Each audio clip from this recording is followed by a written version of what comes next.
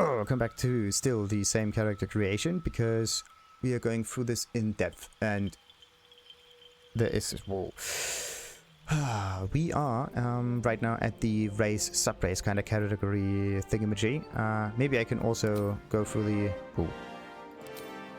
I think once we are in the class system and Outlander kind of thing, we... Oh boy, that could take a while. But yeah, let's just go through all of the sub-races and whatnot, because it's actually kind of interesting. So, you have advantage on stealth checks. Ooh, sweet. So that's Deep Gnome. What else we got? We got a dragon. Yeah, we got those. They don't have much, they just have those two abilities. Very interesting. So, half orc. How do they actually work? I haven't actually... Oh, wait a minute. I completely forgot to read through the half orcs. Oh.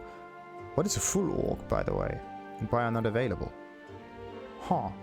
Creatures of intense emotion, half orcs are more inclined to act than contemplate. Whether the rage burning their bodies compels them to fight, or the love filling their hearts inspires acts of incredible kindness. Ooh.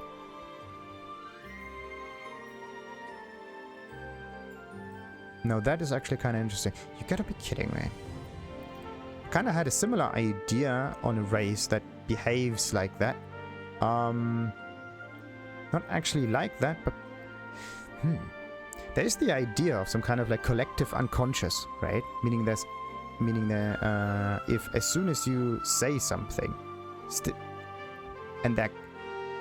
as soon as you say something, it kind of goes into the collective unconscious and then erupts somewhere else in a different but similar kind of form, right? It's a kind of interesting idea. It's kind of weird.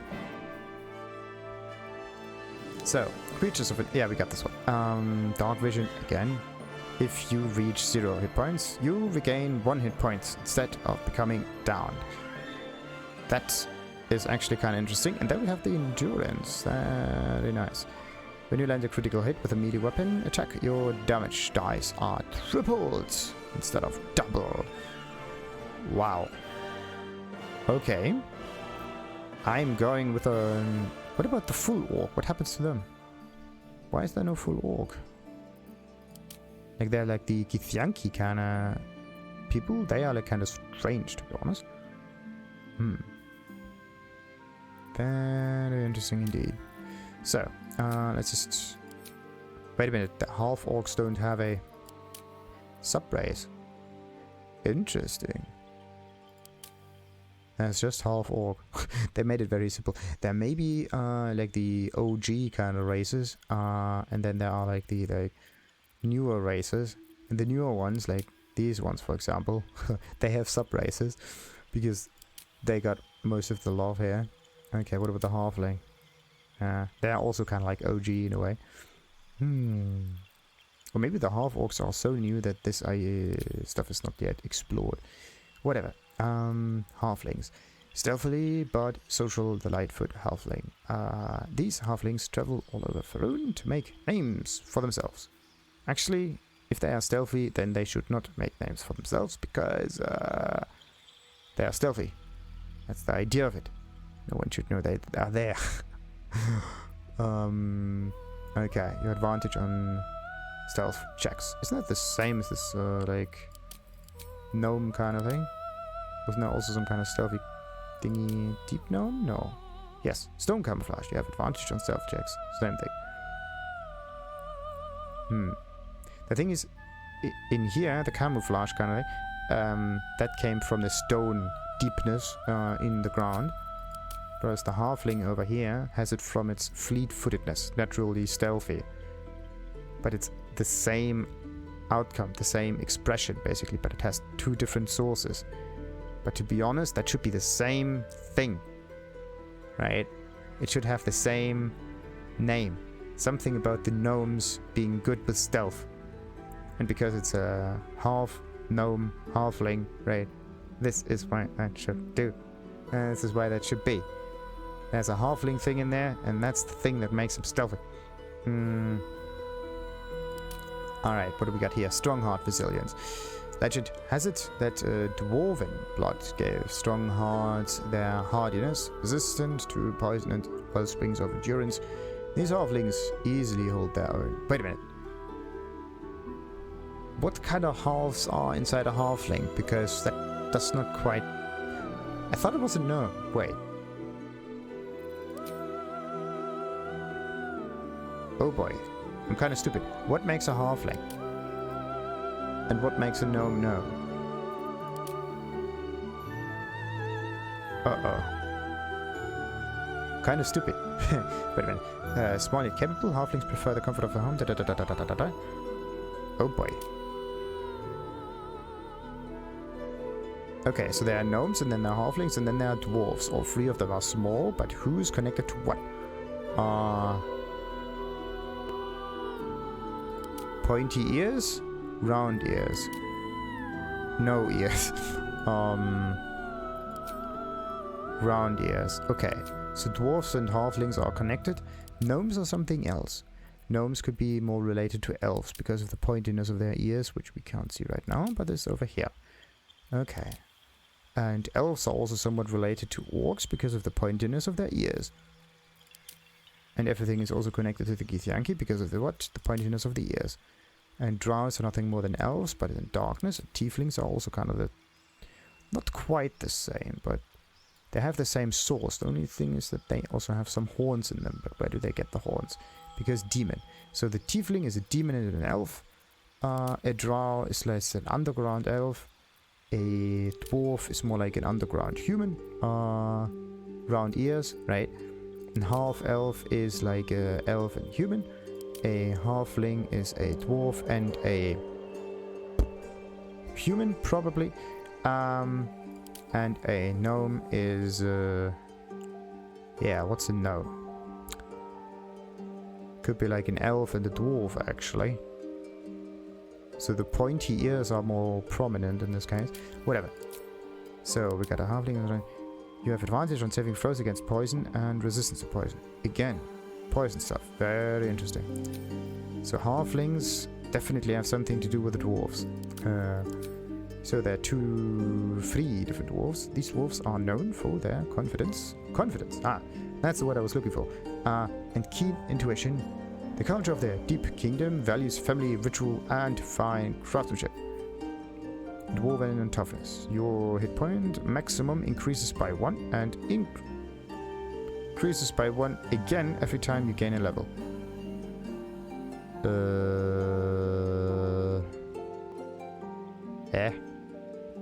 That makes no sense. Why can't they say just +2?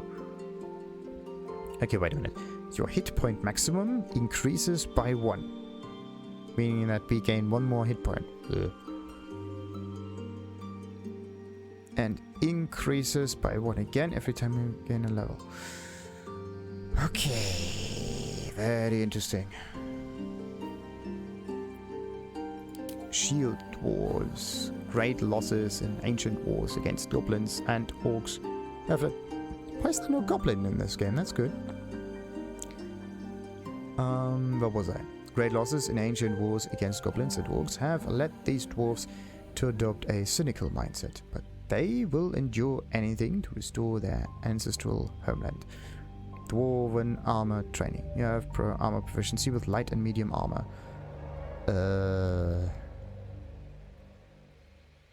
That's kind of an interesting feature here.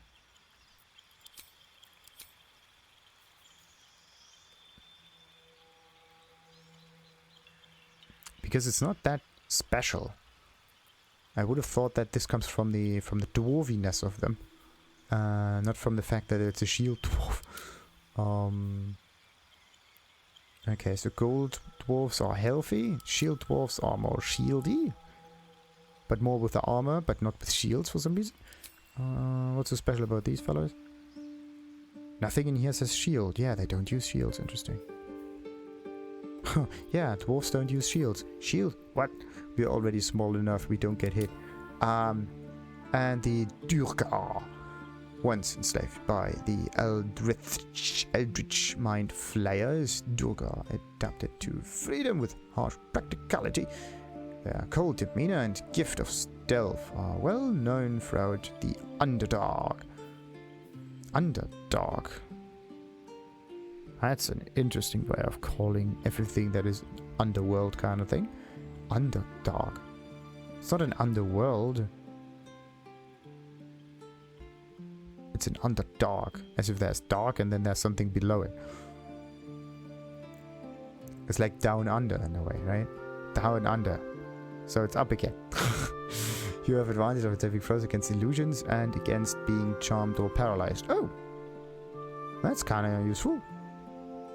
Charmed or paralyzed. Does that also count as like sleeping magic? Is sleeping magic a charm or paralyze, or is this a different kind of category? Because now it goes into very specific kind of things, like what is a sleeping spell? Is it a specific sleeping spell? Is it a specific mechanic for sleep? Or does it have connections to like a broader kind of description? So there's like a charm, a paralyze, right? So there's a charm and then there's a paralyze.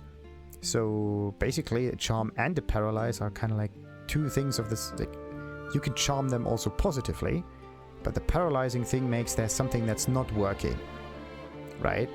In this case, the paralyzation, the not working should be the wakiness. So sleep comes after paralyze comes after charm, and the charm is something that makes something with the mind, right?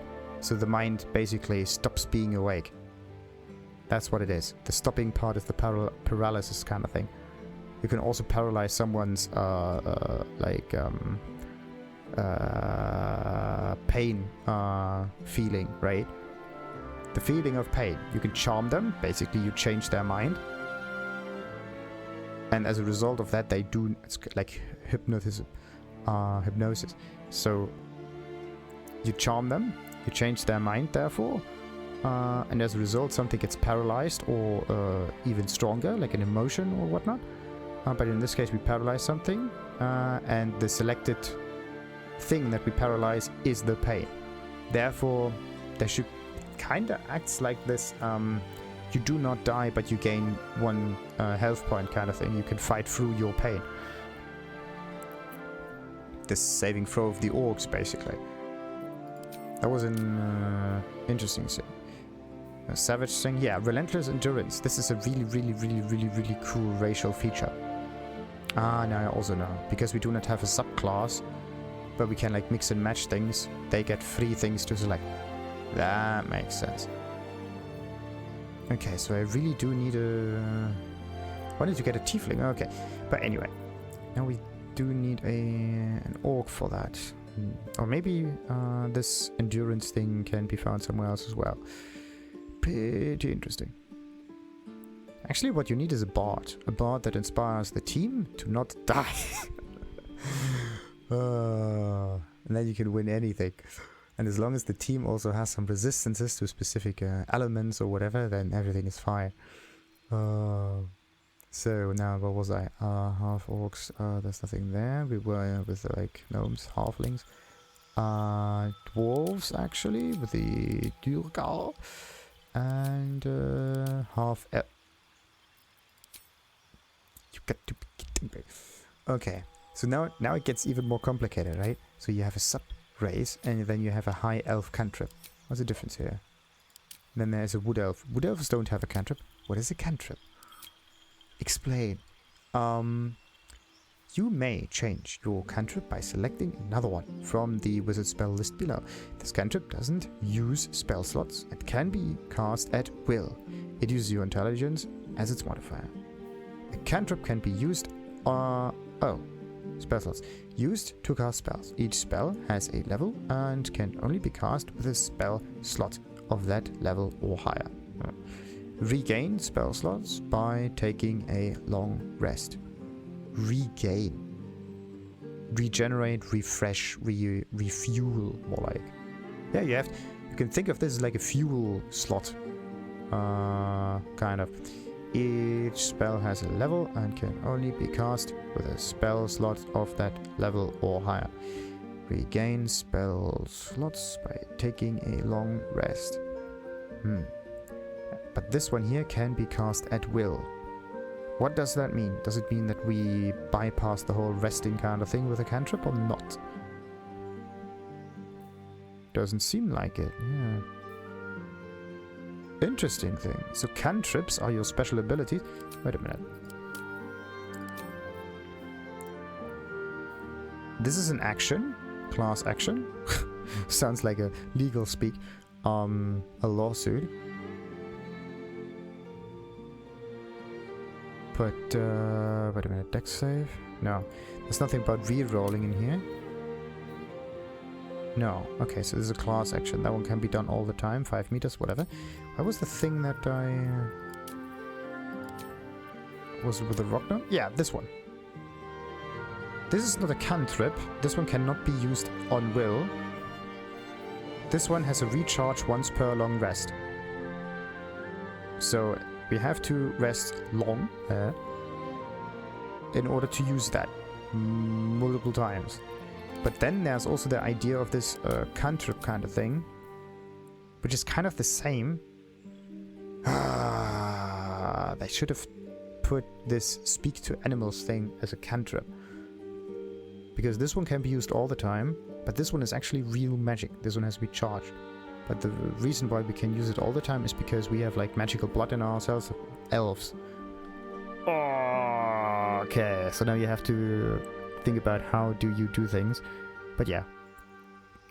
The whole like Baldur's Gate idea is to use magic as like utility and special purpose thing and not as a permanent thing. So the idea of a cantrip is like misplaced if you think about it.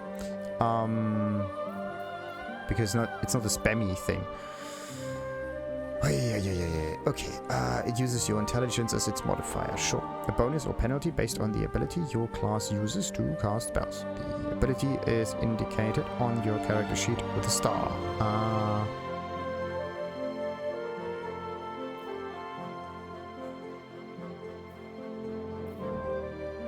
No, it's not, because it's strength. Strength is the star. This is the star, primary ability. It uses your intelligence as its modifier. The ability that influences your chance to hit with certain spells. Okay, wait a minute. Everything in here is wrong. This one says charisma. This one says intelligence. And this one is strength. What is going on?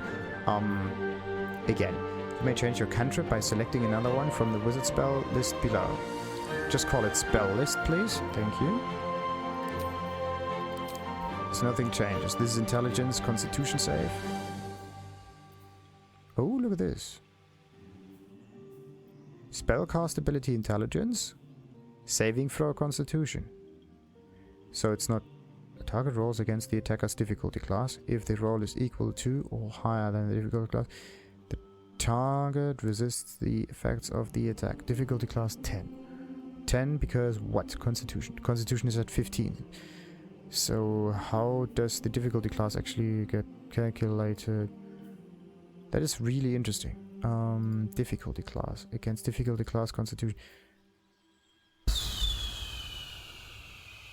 How do we know what difficulty class is? That could be intelligence. Intelligence in here is 8. But we are stupid, so... Why does it say 10?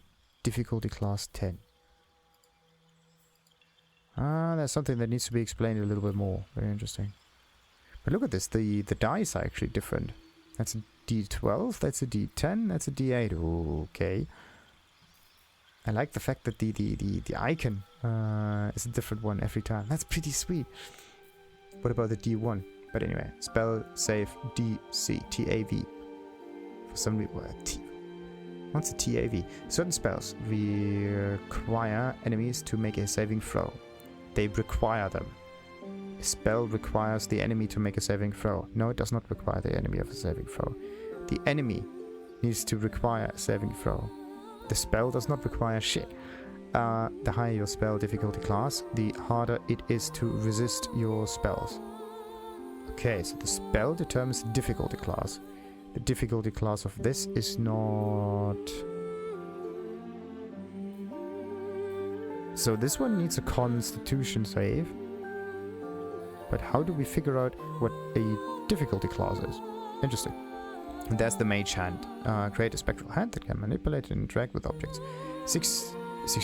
10 turns, 18 meters, and intelligence. The universal slap in the face kind of thing. Infuse an object with... The problem is I do not know how this works, right? Because I could come up with multiple ideas of making this thing funny. But yeah, illuminate a 9-meter radius. Aha. That's good underground. Concentration. What's concentration? Caster needs to focus on maintaining the spell. They can only cast one concentration spell at a time, and the concentration might be broken when they take damage. Aha. But it can be upheld. That's actually kind of weird. It says 10 turns. Illuminate 9. Huh. That's weird. Why does it say 10 turns? Why does it say concentration and 10 turns? Why is it not like on and off if it's concentration? You can only cast one concentration spell at a time.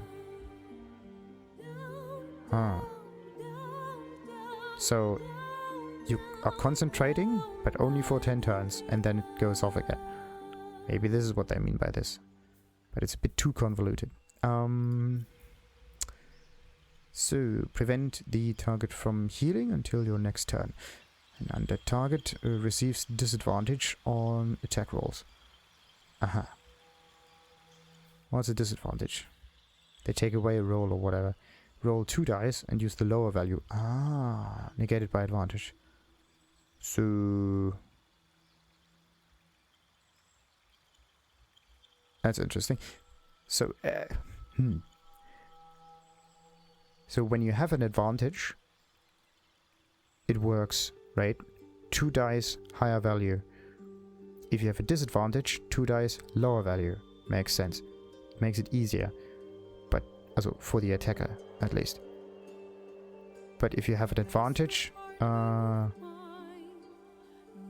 it basically has the higher priority on that.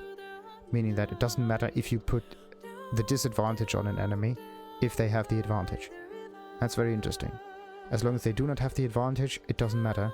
But if you have the advantage, it doesn't matter if there's a disadvantage or not. Very interesting. Throw a bubble of acid that damages each creature it hits. Oh, an AoE. Interesting. Dex, save, and intelligence. Yeah, if you don't go to the side, then you're screwed. What is this one? Difficulty class 10. Again. Okay, so this is the...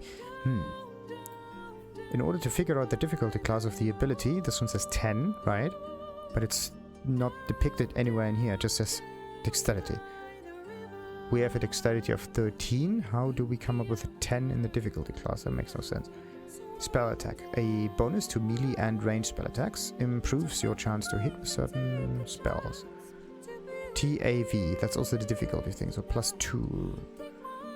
Everything +2. So we have dexterity of 13. That would actually turn it into a 15. But this is not how that works. Difficulty class 10. TAV. Dexterity. Dexterity. Yeah. Intelligence. Okay, wait a minute. The dex save is used. Yes. The dex save is the thing the enemy, our target, has to roll. But we are calculating our attack power with the intellect. So we overpower their dex with our intellect. This is how that works. Okay, now we figured it out. And our intellect is 8. But we do have the high elf bonus spell attack of +2. This gets added onto the intellect. Therefore we end up with 10. And 10 therefore is our difficulty class. Yeah, now we got it. Okay, makes sense. Reduces the target's movement speed by 3. 1 turn only. Great. Only makes sense if the enemy is a melee character. But for some reason they don't have a saving throw. Constitution? Yeah, we overpower their constitution with our intellect. Ah. This is good. So it's not a strength against strength, it's a strength against whatever. Or it's intelligence in this case against constitution. What else we got? Shocking grasp. Ooh, that's good. The target cannot use reactions. This spell has advantage on creatures with metal armor. That is actually kind of interesting. Anything with metal will be placed under shock. But, question. There's something called a Faraday cage. Meaning that if you wear a Faraday cage around you, which kind of corresponds to a metal armor, then shouldn't that get the electricity away from you or hold it away from you in a way? That's the thing. Actually, metal armor should be less susceptible to electrical and lightning damage. It can, like, metal can actually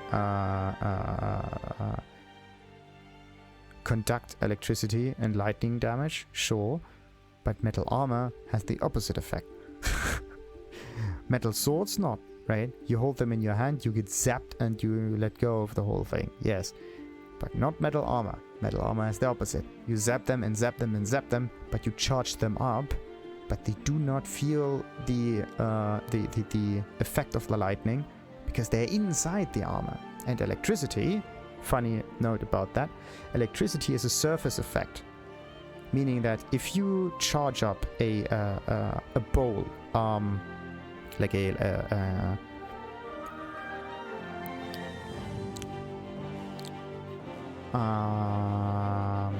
pan, right? Not a pan, not a bowl, a bucket, the thing with a lid on it. Jesus.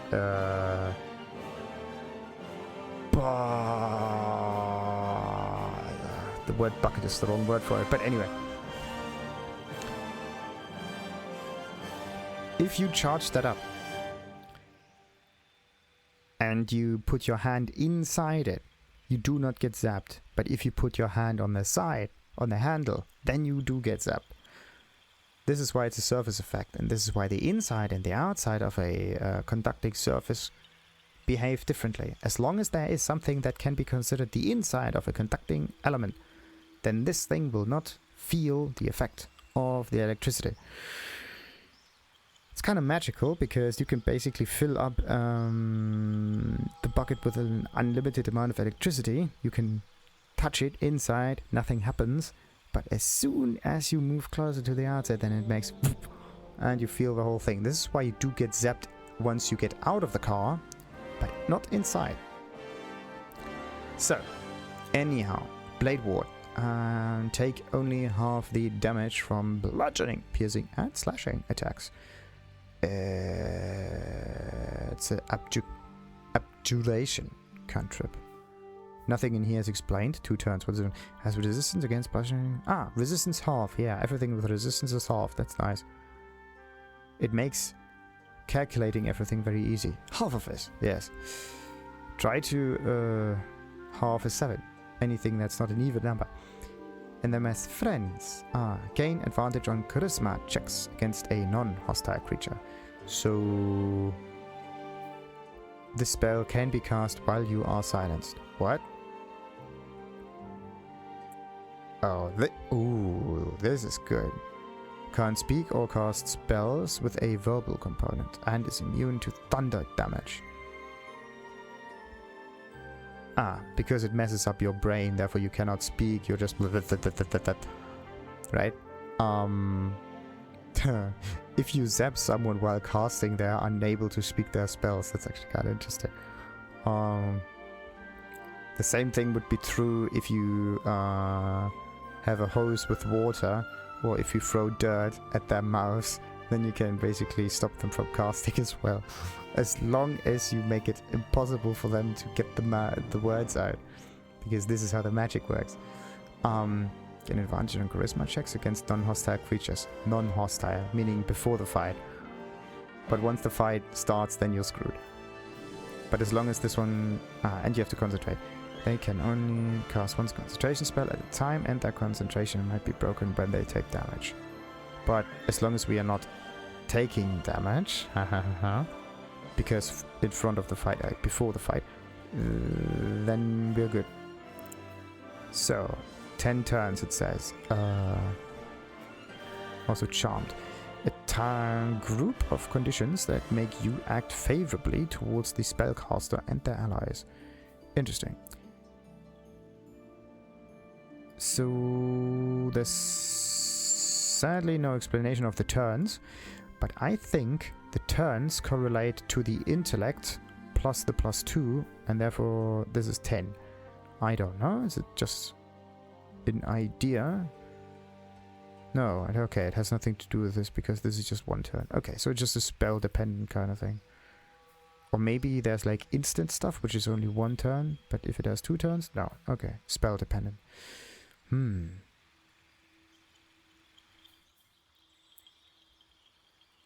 So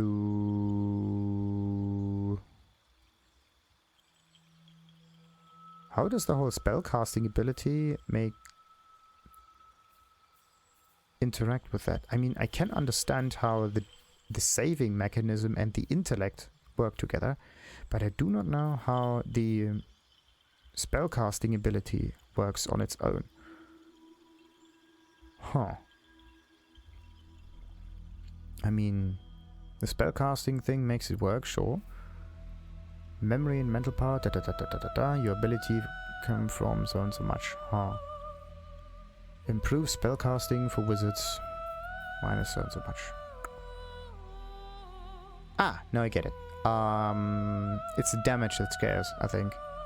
It's a 1 to 8. This is the maximum amount of damage. We have intellect of 8. Therefore it's the maximum? No.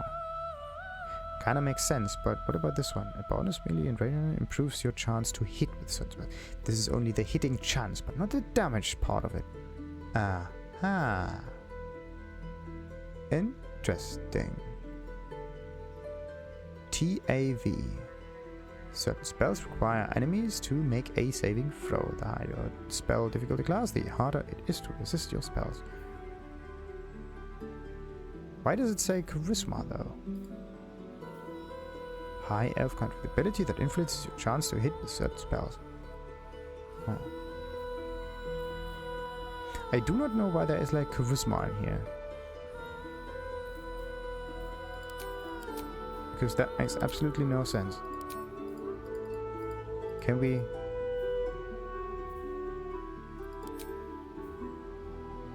I don't get it. Whatever. What else we got? We got the light, we got the dancing light, we got the light. Infuse an object with an aura of light until long rest. Oh, that's interesting. This object has an aura of light with a radius of so and so much. Until long rest. Wait a minute, what about the whole... Was it this one? I think so. No, it wasn't.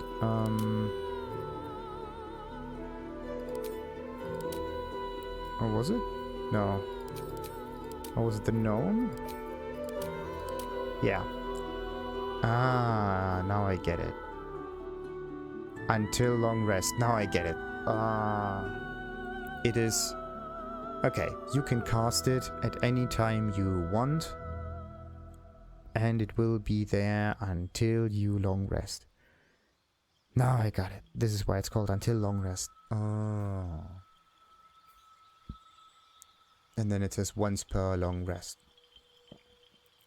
Gain the ability to comprehend. It says gain the ability. But it's a spell that we can cast. So is it a spell that we can put on ourselves? Or is it more like a spell that we could also put on others? But there's only one that is able to talk to the animals, if not 2. Oh, yeah. Convoluted. Okay, where was I? Half-elves. And then there's this minor illusion. Makes us smaller. Create an illusion that compels nearby creatures to investigate. You can remain hidden while casting this. The spell can be cast while you are silenced. So the enemies will investigate. 10 turns. Don't know why it's 10 turns though, but it could just be related to that. Gain advantage on your next attack roll. True strike. So this is how intellect can make us better. And we could attack in different ways. But how often could we use it? It's 2 turns. It says gain on your next attack roll. But if it's 2 turns, could we use it twice? Or does it mean We can charge it, we can wait, and then we can use it in the second turn. I think so. Okay. This is the high half-elf. Then there's also wood half-elves. Half-wood elves. The other half is made out of flesh. So, like their wood half-elf parents, these half-elves have a quickened stride and an eye for stealth. Yet many break away from isolation in Faerun's forest to explore the rest of the world. Your movement speed is increased by 1.5 meters. So they start with 9, and this is this, so we end up with 10.5. The thing is, where do we have some kind of character sheet where everything is like listed or something? Where's our movement speed? I kind of miss that. I mean, see this? This one increases our movement speed. This one is the standard movement speed. But where do we see the added together movement speed? That's the question. That's something that I'm missing. Okay, initiative 1. Determines who acts first in combat. The higher your initiative, the earlier you take your turn. Sure. And hit points. Okay, wait a minute. Why are hit points constitution -1? That's weird. How many damage party members can take before being downed, and how much damage creatures and items can take before they are killed or destroyed? This is 14 and that one is 14. Very interesting. And Drow half-elves. They just have the dancing light things. Or can we? No, you cannot change that. So why would you use Drow half-elves? What makes them so much better?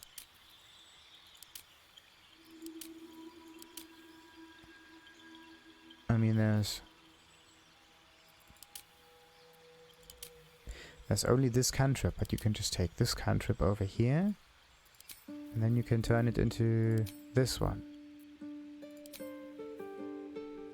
Isn't it the same?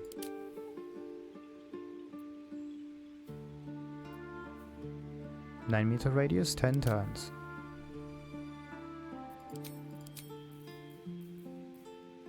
Concentration.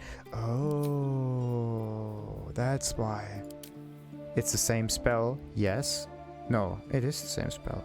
It's also concentration. But somehow, it has nothing to do with intelligence. It's just an innate thing.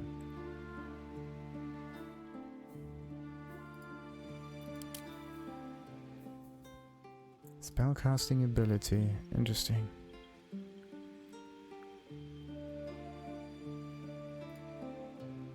So, every time you have an ability that has something like this, it can basically backfire. But the Drow can always use the light, no matter what. But actually, they don't need the light, they can just see in the dark. Makes no sense. Whatever. We got the Dwarves as well. You have proficiency with battle axes. We got, okay, we got that one. The Githyanki. Yeah, they're basically already pre-selected. We have actions. Oh, by the way, actions. Is the action... Yeah, that's the barbarian thing related, like this stuff here. But there are also different kind of actions. Actually, they have 2 actions. Interesting. So they have a second action. Gain proficiency in all skills of a chosen ability. Yeah, until long rest. Oh. They can just take knowledge from elsewhere and use it like the Matrix. Give me the ability to use a helicopter, kinda. Right? Then you get it. But I don't know how long that one will persist or not, but that's just how that works. Martial Prodigy, then there's this. Okay, yeah, we got that.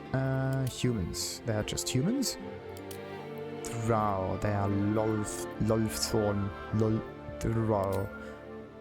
So what do they do? Raised by a Lolth cult in the city of Mensoberranzen.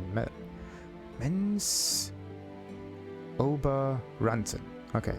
Mensoberranzen. These Drow embody the virtue of their corrupt and merciless goddess, Lolth. Marks followers with bright red eyes, so those in the Underdark will learn to fear them on sight. As long as they open their eyes, that is. But what's the difference between the two? And Seldarine Drow. Seldarine Drow can be found seeking allies from all over the Faerun, aiming to settle their conflict with Lolth and each other by any means necessary. So they are going to antagonize, and they are going to be the friends. So it's just the backstory kind of thing, and it has no effect on the playstyle. Then there's Tiefling. Asmodeus Tiefling. Another cantrip again. A flame in your hands. No, wait a minute. Asmodeus Tiefling. Bound to Nessus, the deepest layer of the elves. These Tieflings inherited the ability to wield fire and darkness from the Archdevil Asmodeus' infernal bloodline. A flame in your hand sheds a light in a 9-meter radius and deals damage when thrown. Question is just how far can you throw things? Until long rest. Conjure cantrip. Until long rest. So does it mean we can only use it once or what?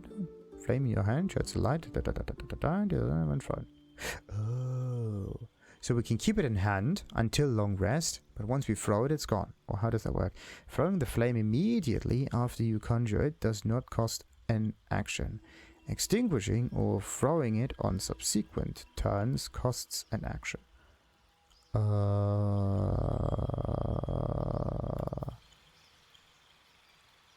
On subsequent turns until long rest. A flickering flame sheds light around the creature. Why does it say until long rest? Bah. What timer is necessary? Like, I mean, I can understand that we activate it and then it just... Will it be active for the combat? Will it be active for a few turns? Like... Or will it be active permanently until we long rest?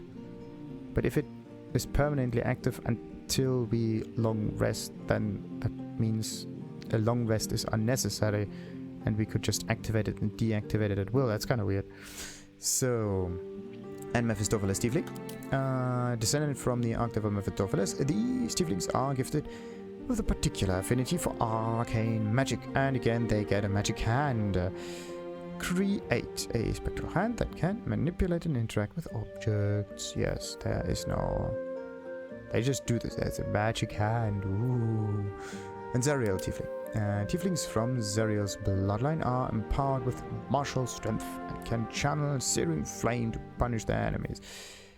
Thaumaturgy, which is actually like a blood magic kind of thing. What is it? I think so, yeah. Gain advantage on intimidation and performance checks. What's a performance check? There are performance checks now. That's interesting. So we can just power up a little bit. What's a performance check? Whatever. Let's just go into the whole classes. Oh boy. So this was races and sub-races, by the way. No, wait a minute. We forgot the elves. Oh, so the elves and the high elves kind of work the same. They have the same spells. They have the same way this works. Spellcasting ability, charisma. Makes no sense. The most important ability for your class. It influences your chance to hit and your damage output with weapon.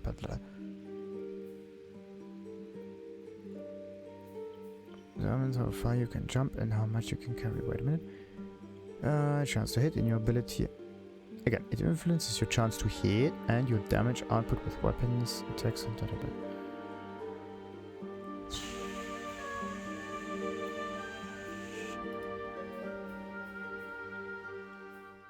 Spellcasting ability. The ability that influences your chance to hit with certain spells. So the cantrip is dependent on the charisma now? But why is the intelligence in there with a firebolt? Like, that makes no sense. I do not know how charisma works with the intelligence. Whatever. High elves. As of the mystical Feywild, high elves value magic in all its forms. And even those who do not study spellcraft can manipulate the weave. Okay, so even if we are like barbarians, we can use that. Makes sense. So they get like free magic. And then there's what else? These elves Spend their reclusive lives in Faerun's forests. Decades of training in archery and camouflage are enhanced by an otherworldly swiftness. 1.5 meters movement speed. So the wood elves are kind of like your...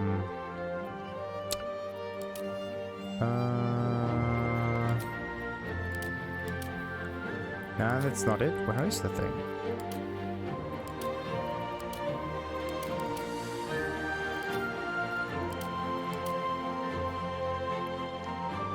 Yeah, the wood elf and the wood half elves, they have the same ability. More movement speed. Very interesting. That's interesting how they are connected, right? Fey ancestry, Fey ancestry. This one, because it's connected to the humans, uses human weaponry, right?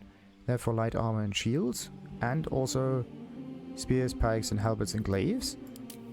But this one here, because it comes from the Elven culture, uses longsword, shortbow, and longbow.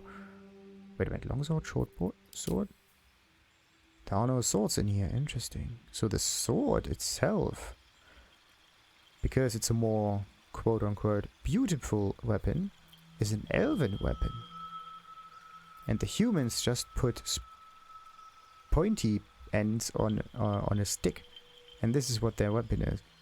Very interesting.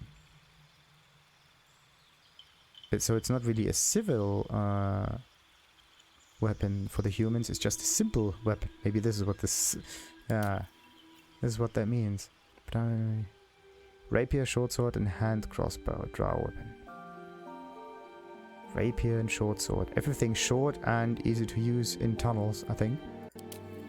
Interesting. And Tieflings don't have any proficiency with weapons somehow.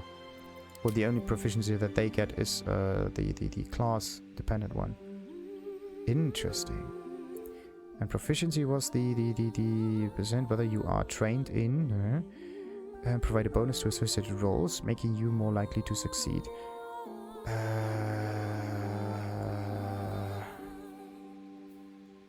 +5, +3. So let's say we go for a Drow for some reason. Hand crossbow. Weapons, hand crossbows. Add your proficiency bonus, 2 attack rolls with hand crossbows. Interesting. Simple, martial, short sword, and whatnot. Is there something like a simple hand crossbow? Because you could combine that, right? And maybe you can get the same modifier that works twice. That would be weird. Alright. So much so for races and sub-races, by the way. What is there? Yeah, the Dragonborn only have their innate abilities. Yeah, that's what makes them independent. They only have race-specific abilities. No culture thing. No deeper thing, basically.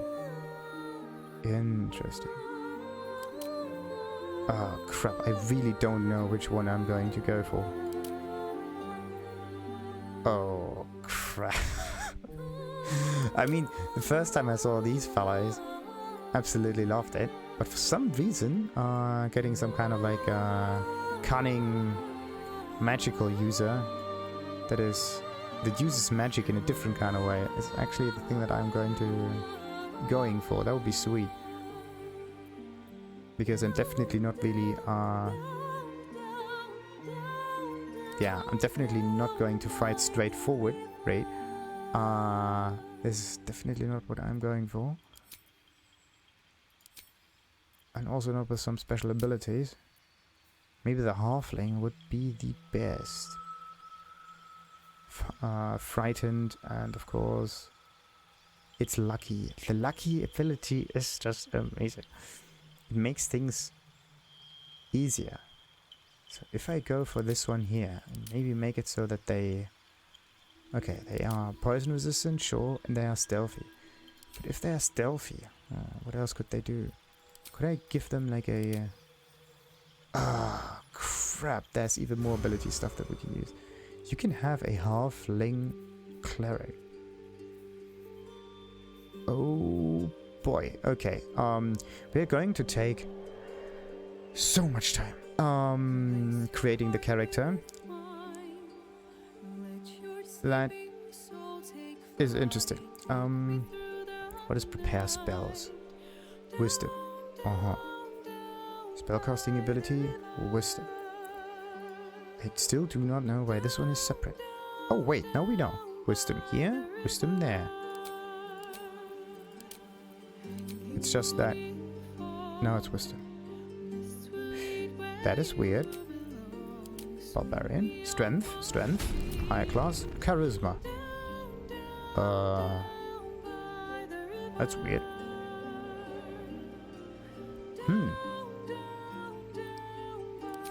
So for some reason the cantrip of those is charisma. No, this is charisma? Charisma. Okay, can we change that? Charisma? Wisdom. That's weird. I think it is bugged out for barbarians. Now it's charisma again. That's weird. Or maybe they... Oh, now I get... Okay, now I get it. This one right here. The ability... Force of Personal improves spellcasting for bards, paladins, sorcerers, and warlocks, and other stuff. But because there's no spell casting, because the cantrip is a spell, right? For strength users, that means the charisma is probably taken. That's why. So that means if we choose a class that is not intellect based, like a rogue, we should find charisma again in the cantrip. Yes. Okay. Very interesting. So anyone who is has no intellect and no wisdom, so it's a not magical class, scales with charisma. That's what that means. You could also think of this as bard also, but the rogue is not that. So it's basically wizard spells for people with charisma. Kind of makes sense because you're good with talking, right? With words. And words are magic, therefore... Interesting. Interesting. Now we know how this scales. Okay. We figured it out. That means a ranger would also have... Now I don't know why. Wisdom. Spellcast for... there. Because it's listed separately. Improves spellcasting for clerics, druids, and rangers. This is why wisdom makes spellcasts better. But a rogue is not listed in here. Yeah. Okay. Druids, rangers, and... What was the other one? Druids, rangers, clerics, yes. Clerics is also wisdom. Makes sense. Paladin, charisma, because they're like the happy-go-lucky dude. What about monks? Monks should be charisma as well, was it? I don't see a monk in here. Yes. Yeah, let's try a monk. So monks are wisdom. Clerics, druids, and rangers. The monk is not listed in here. What's so special about the monk?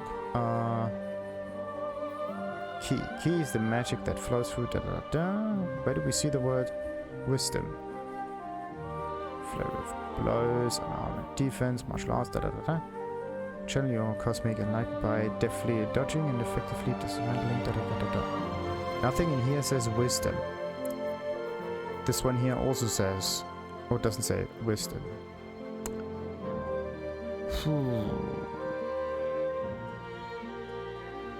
The interesting thing is that this is dexterity.